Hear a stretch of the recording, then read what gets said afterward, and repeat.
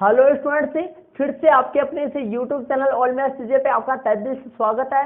Students, कक्षा 12 के लिए गणित का चैप्टर नंबर पहला संबंध एवं फलन मैंने स्टार्ट कर रखा था और चैप्टर नंबर पहले के इससे पहले अपने 10 पार्ट कंप्लीट पूरे हो चुके थे, जिनमें मैं लगातार चलते हुए आपकी प्रश्नावली 1.1 के प्रश्न नंबर 9 तक अपन अच्छी तरीके से क्लियर कर लिए थे। तो स्टूडेंट्स, चैप्टर नंबर पहले का ये पार्ट नंबर 11 है, जिसमें मैं आपको आपकी प्रश्नावली 1.1 के प्रश्न नंबर 10 से वीडियो को स्टार्ट करने वाले हूँ। इससे पहले 9 तक के क्वेश्चन अच्छी तरीके से क्लियर हो चुके थे। तो स्टूडेंट्स, यदि आप चैनल पे नए हैं तो चैनल को सब्सक्राइब कर लीजिए और कक्षा 12 के अन्य स्टूडेंट्स जिनको आप जानते हैं उन तक भी वीडियो को जरूर से शेयर कर दीजिए, ताकि उनको भी चैनल के बारे में पता चल सके।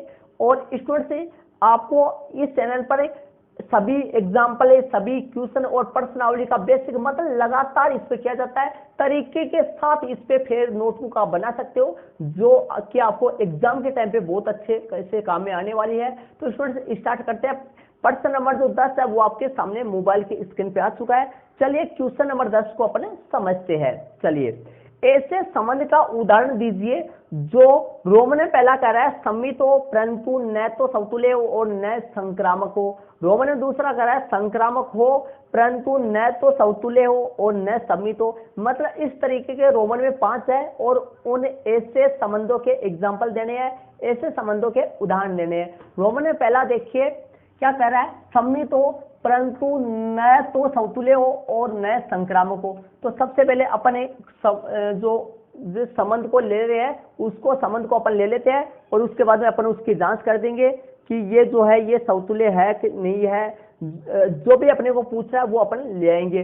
तो सबसे पहले अपने यदि समुच्चय लेते हैं, सबसे पहले यदि ए बराबर कोई समुच्चय 1 2 3 है, ए बराबर में 1 2 3 ले लेता हूं और तथा आर जो संबंध है, अब आर एक समुच्चय 1 2 3 में से आर एक ऐसा संबंध बनाना है जो कि जो सम्मित तो हो परंतु न तो समतुल्य हो न संक्रामक हो। तो देखिए 1 2 इसमें मैं ले लूं तो देखिए 1 2 का उल्टा 2 1 भी इसमें मेरे को लेना पड़ेगा। तो आप ध्यान दीजिए, ये सम्मित हो गया लेकिन ये समतुल्य भी नहीं है और संक्रामक भी नहीं है। तो चलिए इनकी जांच अपन कर देते हैं। सबसे पहले लिखेंगे समतुल्य और समतुल्य की जांच अपन कर देंगे।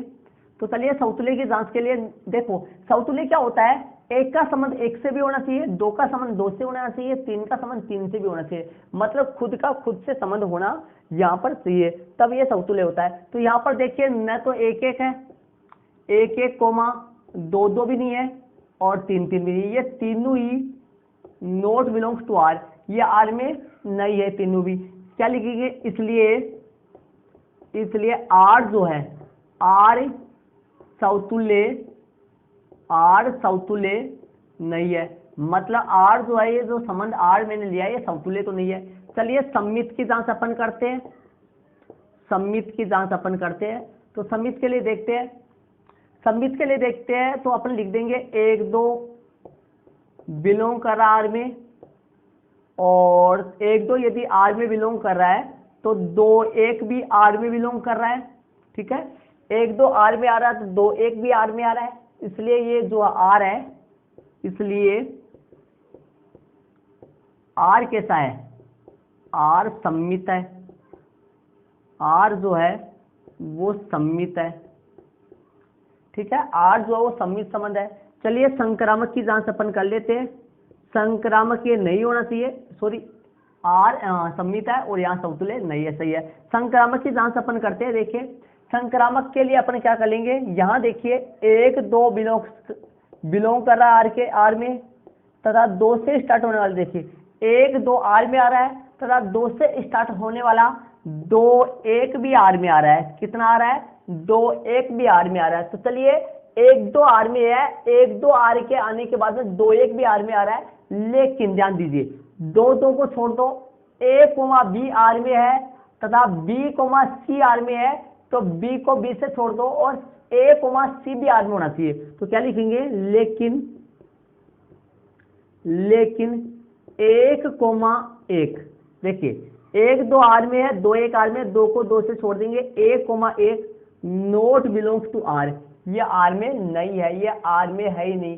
तो ऐसे बताइए, यदि 1 2 आर में है, 2 1 आर में है, तो 1 1 आर में नहीं है, इसलिए ये आर जो है संक्रामक नहीं है। तो क्या लिख देंगे, इसलिए आर कैसा नहीं है, संक्रामक नहीं है। आर जो है वो संक्रामक नहीं है, संक्रामक आर नहीं है। तो मैं नीचे लिख देता हूं, थोड़ा यहाँ पर दिखाई नहीं देगा आपको, यहाँ पे लिख देता हूं, इसलिए आर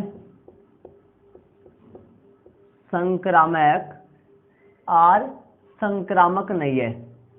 अब अपने को ऐसा एग्जाम्पल देना था, ऐसा संबंध का उदाहरण देना था जो सम्मित हो परंतु न समतुल्य हो और न संक्रामक हो। वो मिल गया अपने को, तो लिख देते अपन, अतः संबंध आर सम्मित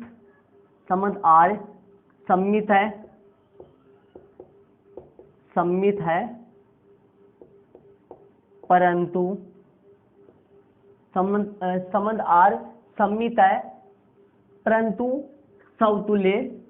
न तो सौतुल्य और न संक्रामक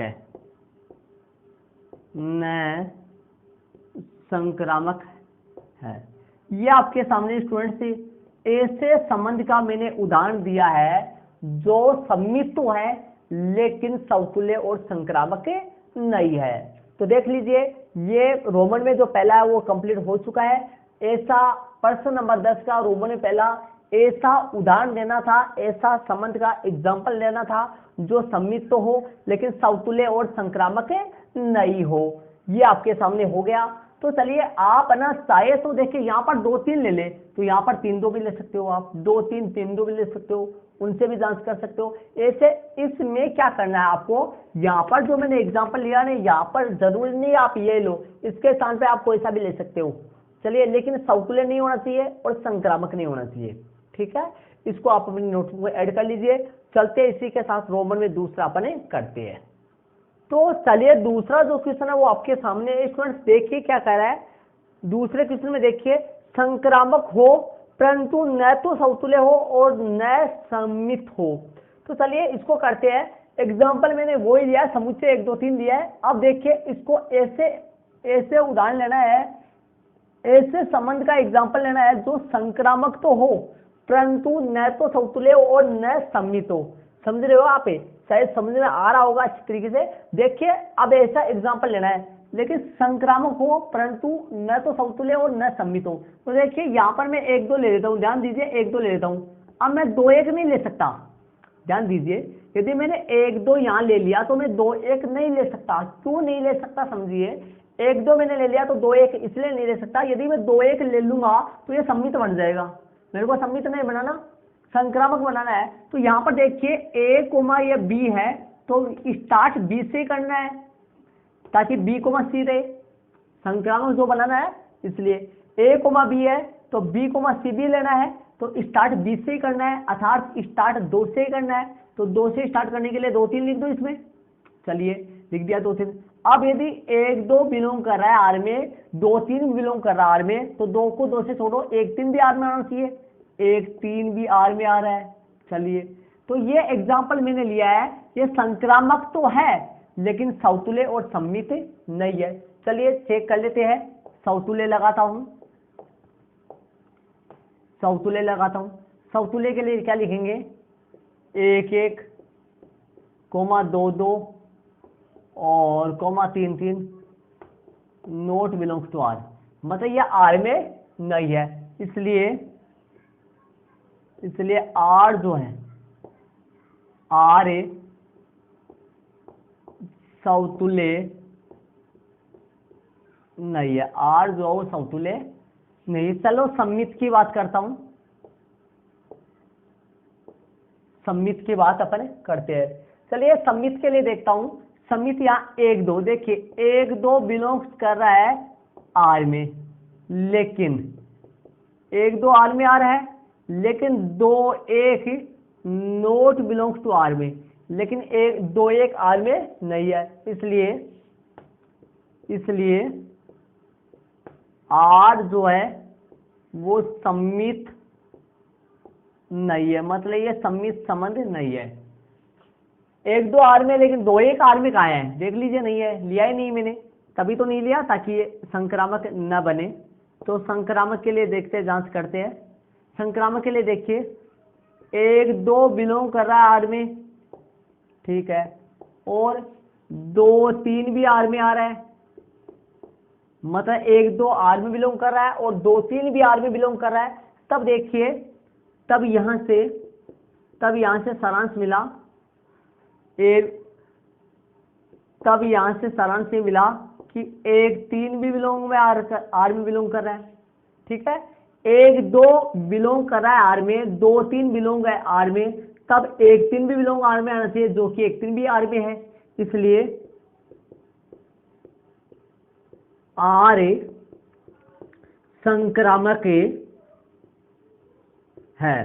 तो स्टूडेंट्स देखिए, ये जो मैंने संबंध आर जो लिया है ये समतुल्य और सम्मित नहीं है, लेकिन संक्रामक है।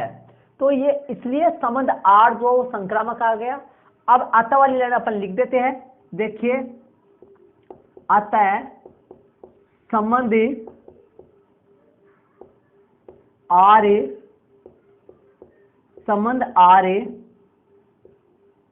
संक्रामक है, परंतु न तो समतुल्य है, परंतु न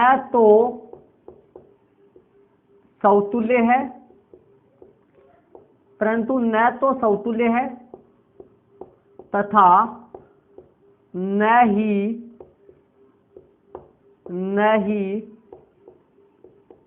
सम्मित है। तो ये स्टूडेंट्स आपके सामने देख लीजिए, अतः संबंध आर संक्रामक है, परंतु न तो समतुल्य है तथा न ही सम्मित है। तो देख लीजिए, प्रश्न नंबर रोमन में जो दूसरा है वो कंप्लीट हो गया। रोमन में दूसरे में किसका, कौन से संबंध का एग्जाम्पल पूछा था, देखिए, संक्रामक हो परंतु न तो समतुल्य हो और न सम्मित हो, तो ये समतुल्य नहीं है, सम्मित भी नहीं है, संक्रामक है। अतः संबंध आर संक्रामक है, परंतु न तो समतुल्य है तथा न ही सम्मित है। इसको आप अपनी नोटबुक में ऐड कर लीजिए। चलते हैं रोमन में जो तीसरा है वो अपन करते हैं स्टूडेंट्स।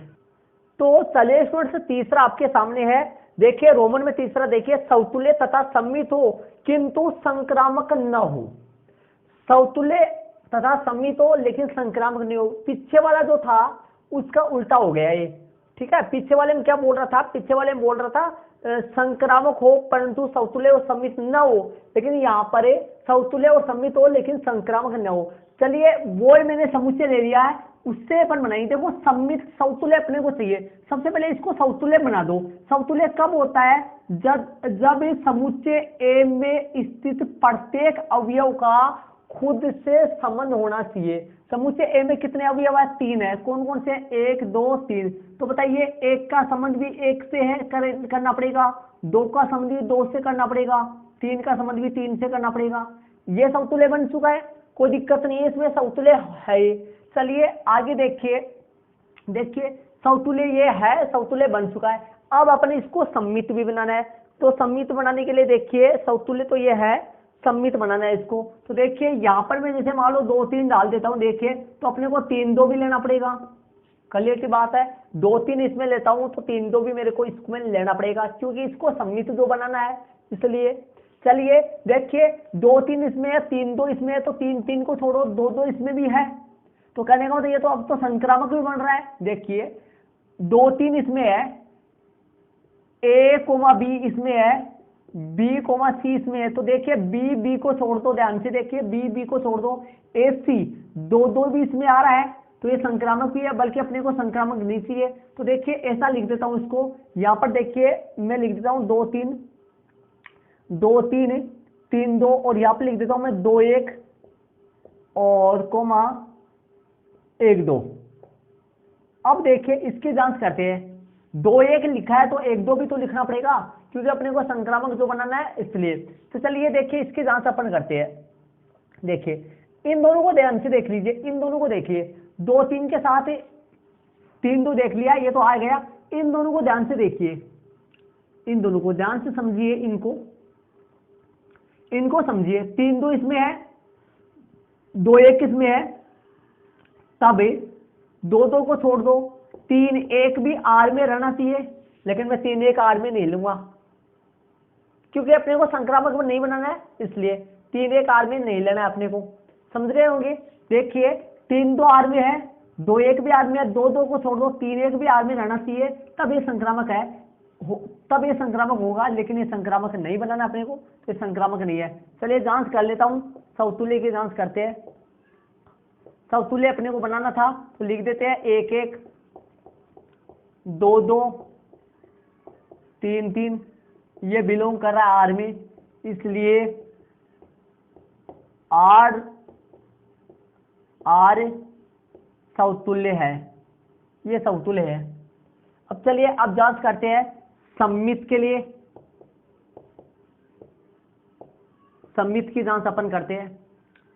सममित के देखिए 2 3 का उल्टा भी इसमें है, इनके लिए तो देखना ही नहीं है, इनके लिए देखना है। तो देखिए यहाँ 2 3 बिलोंग्स टू आर है, यहां से अपने को 3 2 बिलोंग्स टू आर भी मिल रहा है, ठीक है, और 2 1 बिलोंग्स टू आर है, और यहां से 1 2 बिलोंग्स टू आर भी मिल रहा है, मतलब सारे है, सबका विलोम है, इसलिए आर सममित भी है, आर जो है ये सममित भी है। चलिए अब जांच करते हैं, संक्रामक के लिए जांच अपन करते हैं, संक्रामक के लिए जांच अपन करते हैं। चलिए तो हेडिंग लगाएंगे संक्रामक, संक्रामक के लिए जांच अपन करेंगे। तो संक्रामक के लिए जांच करेंगे, देखिए तो संक्रामक में देखिए इन दोनों को लेना होता है अपने को। देखिए इन दोनों को लेकर बता देता हूँ, 3 2 बिलोंग्स टू आर है, और 3 2 आर में बिलोंग कर रहा है, 2 1 भी आर में बिलोंग कर रहा है, 3 2 आर में बिलोंग कर रहा है, 2 1 भी आर में बिलोंग कर रहा है, लेकिन तो लेकिन ही 3 2 आर में बिलोंग कर रहा है, 2 1 भी आर में बिलोंग कर रहा है, लेकिन ही 2 2 को छोड़ दो, 3 1 नोट बिलोंग्स टू आर, ये आर में नहीं बिलोंग कर रहा है, इसलिए आर जो है वो संक्रामक नहीं है। क्या लिख देंगे, इसलिए आर संक्रामक नहीं है, ये संक्रामक संबंध जो है वो नहीं है, संक्रामक नहीं है। अतः आर समतुल्य तथा सममित है, इसलिए आर समतुल्य तथा सममित है, आर समतुल्य है तथा सममित है, आर समतुल्य है, सममित है, सममित है, परंतु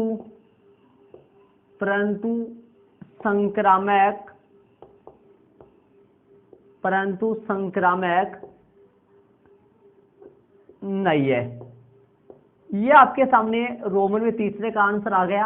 अतः आर समतुल्य तथा सममित है, समतुल्य तथा सममित है, परंतु संक्रामक नहीं है।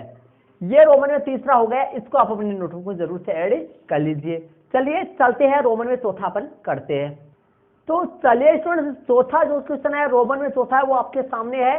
चलिए चौथे में देखिए क्या कह रहा है, समतुल्य तथा संक्रामक हो किंतु सममित न हो, समतुल्य बनाना है। तो चलिए समतुल्य के लिए तो आप जानते हैं कि सेम वाले डाल दो, मैं सेम ही एग्जांपल से करवा रहा हूँ, आपको समझ में आ जाएगा, आपको समझ में अच्छी तरीके से आए ताकि।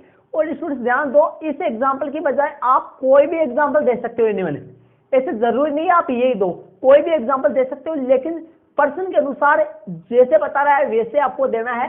तो चलिए समतुल्य बनाना है, तो समतुल्य के लिए एक का संबंध 1 से होना चाहिए, 2 का संबंध 2 से होना चाहिए, और 3 का संबंध 3 से होना चाहिए, यह समतुल्य हो गया। लेकिन संक्रामक भी अपने को बनाना है, तो चलिए संक्रामक के लिए ध्यान दीजिए, 3 3 से स्टार्ट हो रहा है, तो इसी को ले लो, 3 1 यहाँ पे ले लो। चलिए ये आपके सामने देखिए हो चुका है, ध्यान दीजिए, 3 3 को छोड़ दो, 3 1 ही इसमें बिलोंग कर रहा है। तो चलिए जांच करते हैं, ये सम्मित नहीं है, ध्यान रहे, सम्मित नहीं बनाना अपने को, समतुल्य की जांच अपन करते हैं सबसे पहले। तो समतुल्य के लिए क्या करेंगे, 1 1 2 2 और 3 3, खुद का खुद से संबंध है समतुल्य, नाम से स्पष्ट है समतुल्य। सम अपना होता है तुल्य जिसके बराबर, अपना मतलब खुद का खुद के बराबर हो, तब बिलोंग कर रहा है आर में, इसलिए आर क्या है, आर ए समतुल्य, आर ए समतुल्य। सम्मित की जांच करता हूं, सम्मित 3 1 बिलोंग कर रहा आर में, 3 1 आर में बिलोंग कर रहा है, लेकिन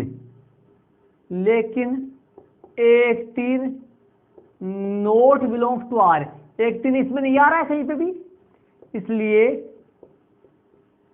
आर कैसा है, आर सम्मित नहीं है, ये लो, या आर जो है वो सम्मित नहीं है। चलिए संक्रामक के लिए जांच करते हैं,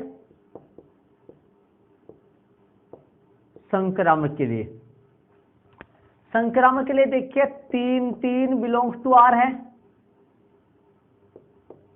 3 3 बिलोंग्स टू आर है, तथा 3 1 बिलोंग्स टू आर है, 3 3 बिलोंग्स टू आर है, 3 1 बिलोंग्स टू आर है। यहां से 3 3 बिलोंग्स टू आर है, 3 1 बिलोंग्स टू आर है, तभी 3 1 मतलब 3 को 3 से छोड़ दो, 3 ही क्या आएगा, 3 2 बिलोंग्स टू आर बी है, तब 3 1 बिलोंग्स टू आर बी है, ये भी आ रहा है, इसलिए आर ए संक्रामक है, इसलिए जो आर है ये संक्रामक है। अतः वाले लाइन अपन लिख देते हैं, अतः संबंध आर ए समतुल्य तथा संक्रामक है, संबंध आर ए समतुल्य तथा संक्रामक है, किंतु सम्मित नहीं, समतुल्य तथा संक्रामक है किंतु क्या नहीं है, सम्मित नहीं है, ये इसका आंसर आ गया।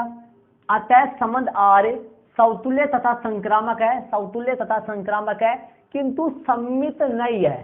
ये लो, आपको अच्छी तरीके से मैंने क्लियर करवाया है, एकदम शानदार तरीके से क्लियर करवाया है। इस तरीके से क्लियर करना बहुत ही नामुमकिन है स्टूडेंट से, आपको बहुत ज्यादा मैंने आपको इतने अच्छी तरीके से क्लियर करवाया है, आपको पूरे सवाल करवा रहा हूँ, एक एक सवाल करवा रहा हूँ। यदि स्टूडेंट्स वीडियो को आपके कक्षा 12 के अन्य स्टूडेंट्स तक वीडियो को जरूर से शेयर कर दीजिए, ये काम सिर्फ आपको करने के लिए बोल रहा हूँ, इतना काम जरूर से कर दीजिए स्टूडेंट्स। तो चलिए आपके सामने देखिए, 3 3 बिलोंग्स टू आर है, 3 1 बिलोंग्स टू आर है, 3 3 को छोड़ो, 3 1 बिलोंग्स टू आर भी है, इसलिए आर क्या है, संक्रामक है। अतः संबंध आर समतुल्य तथा संक्रामक है किंतु सम्मित नहीं है। सम्मित नहीं क्यों नहीं है, 3 1 इसमें आ रहा है लेकिन 1 3 इसमें बिलोंग नहीं कर रहा है। तो चलिए इसको ऐड कर लिया अपने नोटबुक में, और रोमन में जो 5वां है वो अपन करते हैं। चलिए तो चलिए स्टूडेंट्स 5वां अपन करते हैं, रोमन में जो 5वां है वो उसमें देखिए, सम्मित तथा संक्रामक हो किंतु समतुल्य न हो, सम्मित हो संक्रामक हो लेकिन समतुल्य नहीं होना चाहिए। तो चलिए सम्मित के लिए देखिए, इसमें 1 2 इसमें बिलोंग कर रहा है, 1 2 इसमें डाल दो, 1 2 इसमें डालोगे तो फिर आपको 2 1 भी इसमें लगाना पड़ेगा, क्योंकि सम्मित चाहिए ना, इसलिए 1 2 इसमें है तो 2 1 भी इसमें लेना पड़ेगा। 1 2 आर में है तो 2 1 भी आर में है, इसलिए सम्मित है। संक्रामक के लिए क्या करना पड़ेगा, देखिए 1 2 आर में है, 2 1 आर में है, 2 को 2 से छोड़ दो, ए बी आर में है, 20 सी आर में है, ध्यान दीजिए ए बी आर में है, 20 सी आर में है, तो बी को बी से छोड़ दो, ए सी भी आर में होना चाहिए, मतलब 1 1 भी आर में बिलोंग करना चाहिए, तब ये संक्रामक बन जाएगा। ठीक है, तो ये समतुल्य नहीं है, संक्रामक और सम्मित है। चलिए जांच कर देते हैं, समतुल्य ये नहीं है क्योंकि आपको दिखाई दे रहा है, क्योंकि एक एक तो बिलोंग कर रहा है आर में, लेकिन दो दो तीन तीन नहीं है ना, इसलिए तो ये समतुल्य नहीं है। समतुल्य क्यों नहीं है, इसका रीजन ये हुआ कि दो दो और तीन तीन ये नोट बिलोंग कर रहा है आर में, ये आर में नहीं है, इसलिए आर समतुल्य नहीं है, मतलब ये समतुल्य नहीं है, समतुल्य नहीं है। अब अपने को सममित और संक्रामक होने चाहिए, तो चलिए सममित है क्या देख लेते हैं। एक दो बिलोंग कर रहा है आर में, बिलोंग्स टू आर है, और यहां से दो एक भी बिलोंग्स टू आर है, इसलिए आर जो है, इसलिए आर सममित है, मतलब ये सममित समझ है। चलिए अब जांच करते हैं संक्रामक के लिए। संक्रामक की जांच अपन करते हैं। एक दो बिलोंग्स टू आर है, एक दो बिलोंग्स टू आर है, दो एक भी बिलोंग्स टू आर है, तथा दो एक बिलोंग्स टू आर है, एक दो बिलोंग्स टू आर है तथा दो एक बिलोंग्स टू आर है। यहां से तब अपने पास रिजल्ट क्या मिला, एक दो बिलोंग्स टू आर है, दो एक बिलोंग्स टू आर है, दो को दो से छोड़ दो, एक एक बिलोंग्स टू आर है, इसलिए आर जो संक्रामक भी है, तो संक्रामक है, इसलिए आर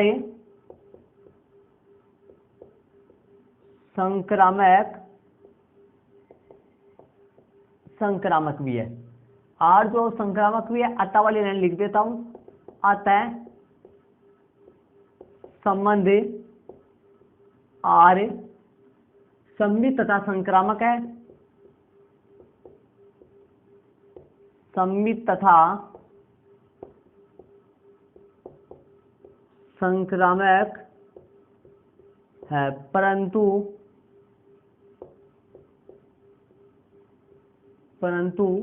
अतः संबंध आर सममित तथा संक्रामक है, परंतु समतुल्य नहीं है, परंतु समतुल्य नहीं है। ये लो स्टूडेंट्स आपके सामने देखिए, ये संबंध आ रहा है, ये सम्मित तथा संक्रामक है, सम्मित तथा संक्रामक है, लेकिन समतुल्य नहीं है। ये आपके सामने रोमन में 5वां हो गया। तो इस स्टूडेंट्स इसी के साथ प्रश्न नंबर जो 10 है, प्रश्न नंबर 10 में रोमन में कुल आपके 5 सवाल थे, जिसको मैंने आपको क्लियर करवाया है। तो अब चलते हैं प्रश्न नंबर 11 में, इनको आप अपने नोटबुक में ऐड कर लीजिए। प्रश्न नंबर अपने 11 में चलते हैं। तो स्टूडेंट से अपन चलते हैं प्रश्न नंबर 11 में। क्वेश्चन नंबर 11 आपके सामने, पहले क्वेश्चन को अपन समझते हैं, ध्यान से देखिए, पहले क्वेश्चन को समझते हैं।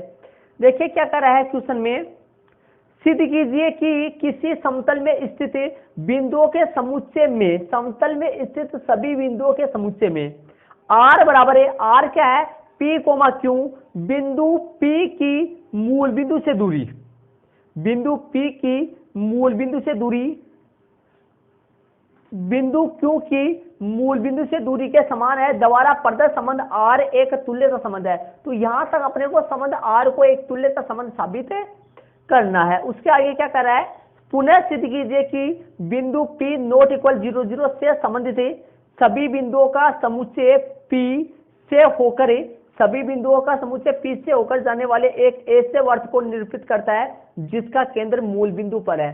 तो अपने को इसको बाद में देखेंगे, अपने एक बार यहाँ तुल्यता संबंध तक सिद्ध कर लिया अपने इसको।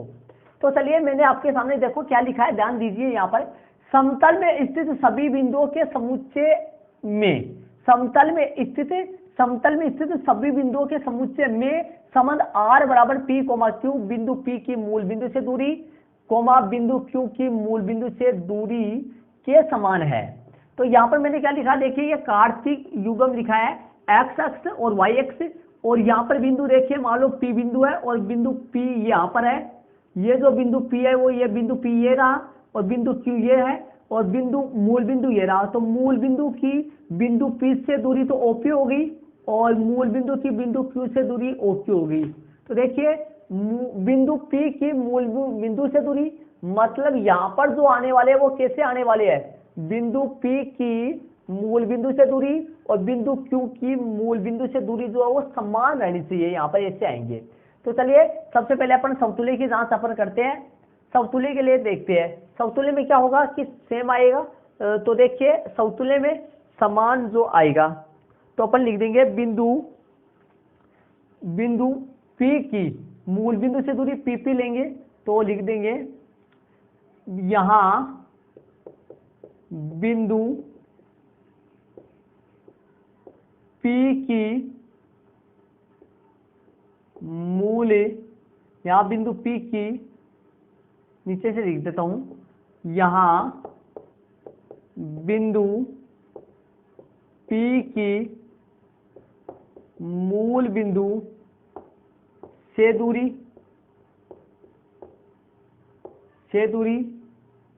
बराबर है बिंदु P की मूल बिंदु से दूरी बराबर बिंदु P की मूल बिंदु से दूरी के समान है। मतलब बिंदु P की मूल बिंदु से दूरी बिंदु P की मूल बिंदु से दूरी के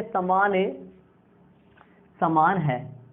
तो ध्यान दीजिए स्टूडेंट्स, देखिए यहां बिंदु P की मूल बिंदु से दूरी, ठीक है, बिंदु P की मूल बिंदु से दूरी के समान, मतलब दोनों सेम ही है, दोनों सेम ही है, बिंदु A के अलग अलग नहीं है। तो अपन क्या लिख देंगे, इसलिए AA, इसलिए PP आएगा, PP बिलोंग्स टू R, इसलिए जो R है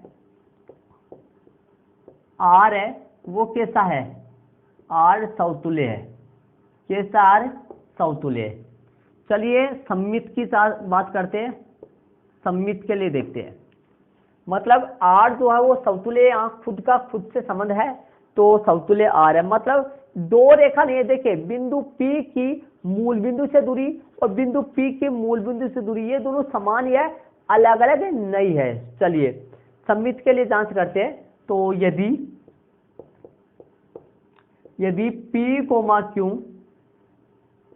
बिलोंग्स टू R है, यदि P, Q belongs to R है, इसका मतलब ये हो गया, इसका सारांश क्या हो गया, इसको मैंने देखिए ये बात और ये बात सेम ही है, मैंने समान ना लिखकर बराबर का निशान लगा दिया है, बस हिंदी में ऐसा लिख सकते हैं अपन।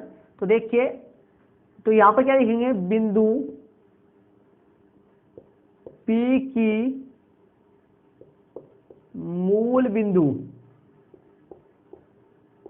से दूरी, बिंदु P की मूल बिंदु से दूरी, बिंदु P की मूल बिंदु से बराबर, बिंदु P की मूल बिंदु से दूरी बराबर बिंदु Q की मूल बिंदु से दूरी, आपस में कैसी है, बराबर है। ठीक है, यहां से इसको ऐसे भी लिख सकता हूं, उल्टा भी लिख सकता हूं, बिंदु Q की मूल बिंदु से दूरी, बिंदु Q की मूल बिंदु से दूरी बराबर बिंदु P की मूल बिंदु से दूरी।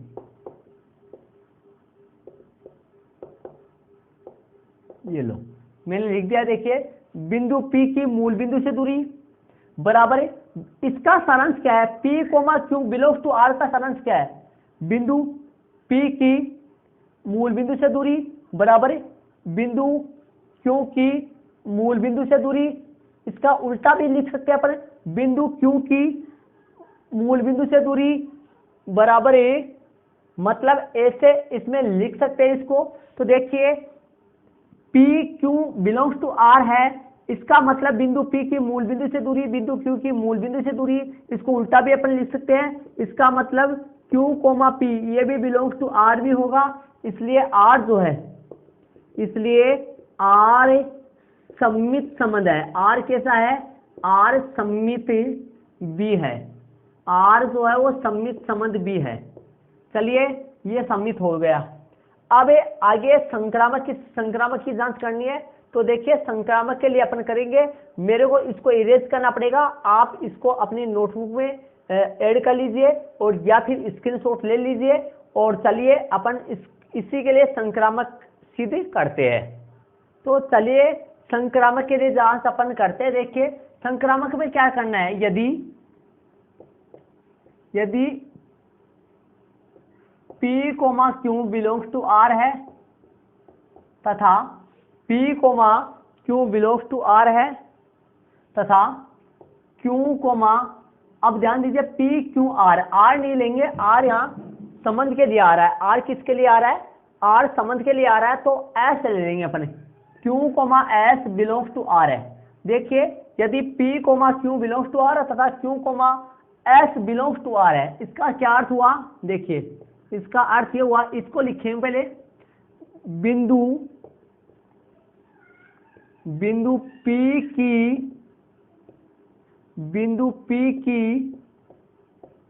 मूल बिंदु से दूरी। मैं थोड़ा इस तरफ से लिखता हूं, जगह का मैं उस तरफ यहां से लिखता हूं, ध्यान दीजिए। बिंदु P की मूल बिंदु से दूरी बराबर बिंदु P की मूल बिंदु से दूरी, बिंदु P की मूल बिंदु से दूरी बराबर बिंदु Q की मूल बिंदु से दूरी। देखिए बिंदु P की मूल बिंदु से दूरी बराबर बिंदु Q की मूल बिंदु से दूरी, आपस में बराबर है। इसके लिए लिखेंगे तथा लगा के इसके लिए लिखेंगे। देखिए बिंदु Q की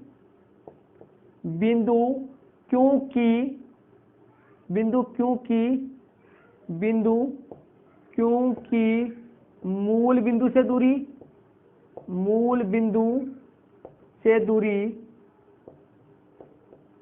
बराबर बिंदु S की मूल बिंदु से दूरी, बिंदु S की मूल बिंदु से दूरी आपस में सेम है। देखिए यदि P, Q belongs to R है, P, Q belongs to R है तथा Q, S belongs to R है, इसका अर्थ यह हुआ, यदि P, Q belongs to R है, इसका अर्थ हुआ बिंदु P की मूल बिंदु से दूरी बराबर है बिंदु Q की मूल बिंदु से दूरी तथा बिंदु Q की मूल बिंदु से दूरी बराबर बिंदु S की मूल बिंदु से दूरी। इसका अर्थ यह हुआ, इन दोनों से सारांश ये निकला, क्या निकला, देखिए Q को छोड़ना है अपने को P और S, मतलब परिभाषा के अनुसार P और S लेना है। तो क्या लिखेंगे, यहां से रिजल्ट ये निकला, बिंदु P की मूल बिंदु से दूरी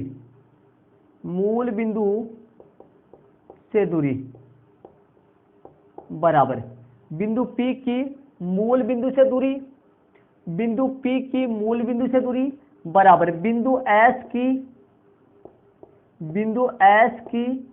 मूल बिंदु से दूरी इसके बराबर होती है। अब यहां से रिजल्ट ये निकला कि P, S ये भी बिलोंग्स टू R है, ये भी R में बिलोंग कर रहे हैं, ठीक है, ये भी R में बिलोंग कर रहे हैं। P, S ये बिलोंग्स टू R है, इसलिए R जो है, R संक्रामक B है, संक्रामक संबंध भी है। तो अतः वाली लाइन लिख देते हैं। अतः वाली लाइन में क्या लिखेंगे, अतः संबंध R, अतः R एक तुल्यता संबंध है। R क्या है, एक तुल्यता, अतः R एक तुल्यता संबंध है, अतः R एक तुल्यता संबंध है। ये अपना तुल्यता तक सिद्ध हो चुका है। तो स्टूडेंट्स ध्यान दीजिए, आगे भी अपने को सीधी करवा रहा है, तो अपन एसपी दोनों के साथ ही लगा देंगे।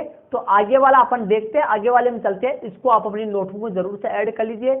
आगे वाले चलते हैं, आगे प्रश्न में क्या पूछा गया है देखिए। तो चलिए, तुल्यता संबंध सिद्ध करने के बाद इस प्रश्न नंबर 11 में अपने से क्या सिद्ध करवा रहा है, ये प्रश्न में आपके सामने है। देखिए क्या सिद्ध करवा रहा है। पुनः सिद्ध कीजिए कि बिंदु P नॉट इक्वल 0,0, मतलब बिंदु P 0,0 नहीं है। बिंदु P जो है वो मूल बिंदु नहीं है। बिंदु P नॉट इक्वल 0,0 से संबंधित सभी बिंदुओं का समुच्चय, सभी बिंदुओं का समुच्चय P से होकर जाने वाले एक ऐसे वर्त को निश्चित करता है जिसका केंद्र मूल बिंदु पर है। ध्यान दीजिए, इसको समझने की कोशिश कीजिए एक बार। ध्यान दीजिए क्या पूछा गया है। ये ऐसे बोल रहा है, देखिए वापस क्वेश्चन में देखिए, पुनः सिद्ध कीजिए कि बिंदु P नॉट इक्वल 0,0, यदि बिंदु P 0,0 के बराबर नहीं है से संबंधित है। बताइए, ये कार्तिक संबंध है, यहाँ पर ये बिंदु O मूल बिंदु है और P यहाँ पर है। तो अब ये बताइए P बिंदु से संबंधित कौन कौन से बिंदु है, अर्थात P से Q कब संबंधित है, P और Q आपस में संबंधित है। कब संबंधित है ये, जब बिंदु P की मूल बिंदु से दूरी बिंदु Q की मूल बिंदु से दूरी आपस में क्या हो, समान हो। तो बिंदु P से कौन कौन से बिंदु संबंधित होंगे, बिंदु P से वो सभी बिंदु संबंधित होंगे जिनकी मूल बिंदु से दूरी बिंदु P की मूल बिंदु से दूरी के समान हो। ठीक है, तो कहने का मतलब ये बिंदु मान लो Q है, ये बिंदु R है, ये बिंदु S है, ये बिंदु मान लो T है, ये बिंदु U है, ये बिंदु V है। ये जितने भी सारे बिंदु आएंगे, बहुत सारे बिंदु आएंगे, इन सभी बिंदुओं की मूल बिंदु से दूरी बिंदु P की मूल बिंदु से दूरी के समान ही है। इसका मतलब ये हुआ कि बिंदु P से संबंधित उन सभी बिंदुओं का समुच्चय, उन सभी बिंदुओं के समुच्चय से एक वर्त का निर्माण होता है, एक वर्त का निर्माण होता है जिसका केंद्र मूल बिंदु ही है। ठीक है, तो समझ रहे होंगे आप। कहने का मतलब ये हुआ है, ये सिद्ध ये करवा रहा है कि सिद्ध कीजिए कि मूल बिंदु P से संबंधित उन सभी बिंदुओं के समुच्चय एक वर्त को स्थित करता है जिनकी जो बिंदु P से संबंधित हो। अब बिंदु P से संबंधित क्यों है, यहाँ पर बिंदु P जो P से संबंधित बिंदु क्यों है, क्यों जो है, अब क्यों है, इसलिए है क्योंकि बिंदु P की मूल बिंदु से दूरी बिंदु Q की मूल बिंदु से दूरी के समान है। तो बिंदु P से संबंधित कौन कौन से बिंदु होंगे, बिंदु P से संबंधित वो सारे बिंदु होंगे जिनकी दूरी मूल बिंदु से दूरी, जिनकी दूरी मूल बिंदु से दूरी बिंदु P की मूल बिंदु से दूरी की क्या आए, समान आए। तो समझ रहे होंगे। तो इसके लिए अपन क्या लिखेंगे, देखिए इसके लिए क्या लिखेंगे, यदि ध्यान दीजिए, ये पहले का उतारा हुआ है, पहले का आपका किया हुआ था, ये स्टार्टिंग का है, मैंने इरेजर नहीं किया, इसको रफ नहीं किया है, तो ध्यान दीजिए। तो यहां से आपको करना है, यदि 0,0 मूल बिंदु है, 0,0 क्या है, मूल बिंदु है, तथा OP बराबर है, OP बराबर, देखिए ये OP जो है, OP को अपन K मान लेते हैं, K मान लो, जैसे M मान लो, OP को अपन M मान लेते हैं, स्मॉल m। ठीक है, OP बराबर M है, OP बराबर M है, OP बराबर क्या ले लिया अपन, M ले लिए, और अपन M त्रिज्या का, अब ध्यान दीजिए, OP बराबर क्या ले लिया अपन, M ले लिए, और M त्रिज्या का अपन वर्त बनाएंगे। ठीक है, तो देखिए M है, OP बराबर M है, तो M त्रिज्या का एक वर्त, M त्रिज्या का एक वर्त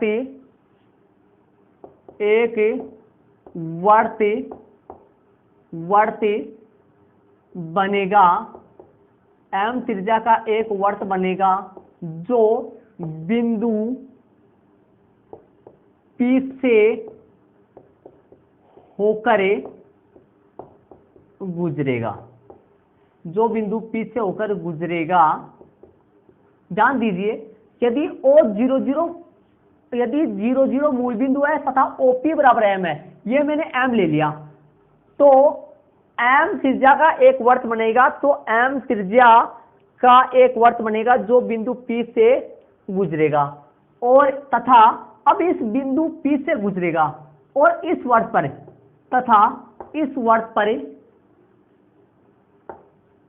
इस वर्त पर स्थित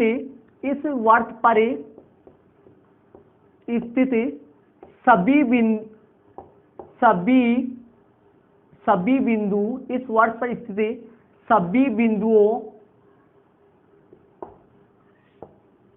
का समुच्चय, इस वर्त पर स्थित सभी बिंदु इस वर्त पर स्थित सभी बिंदु P से संबंधित है। अब देख लीजिए मैंने क्या लिखा है, इस वर्त पर स्थित जो सभी बिंदु है वो P से संबंधित है, P से संबंधित है क्योंकि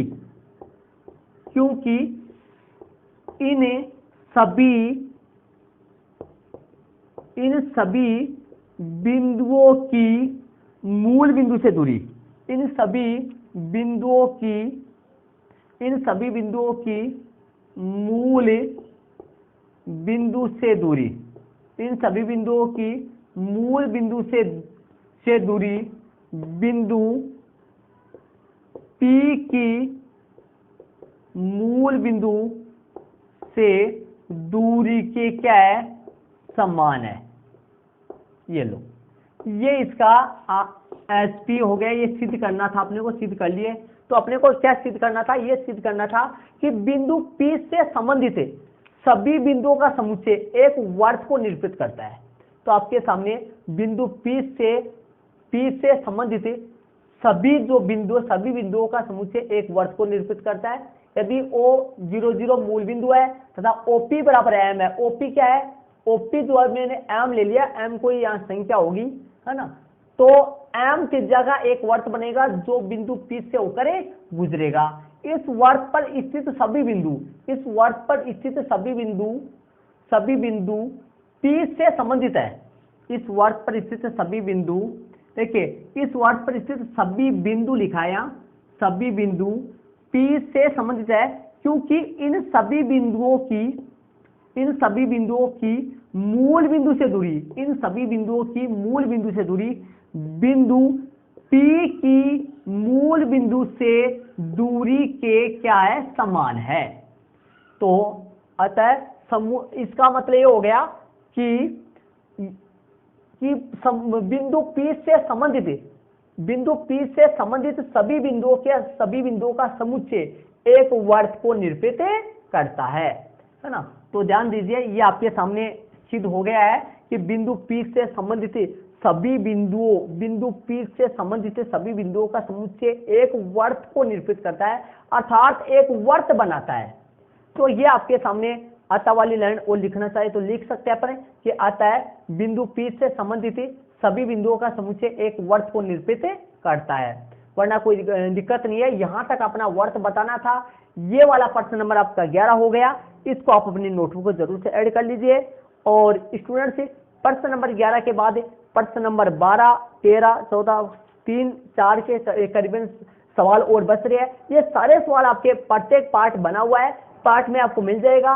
तो स्टूडेंट्स, इस वीडियो में मैंने आपको आपकी प्रश्नावली 1.1 के प्रश्न नंबर 10 और 11 जो कंप्लीट समझाया है आपको। प्रश्न नंबर 10 में रोमन में 5 सवाल थे। वीडियो कैसा लगा कमेंट जरूर से कीजिए, और साथ ही स्टूडेंट्स आपको अच्छा लगा वीडियो को लाइक कीजिए, अपने दोस्तों के साथ जरूर से शेयर कर दीजिए। ओके स्टूडेंट्स, थैंक्स, जय हिंद।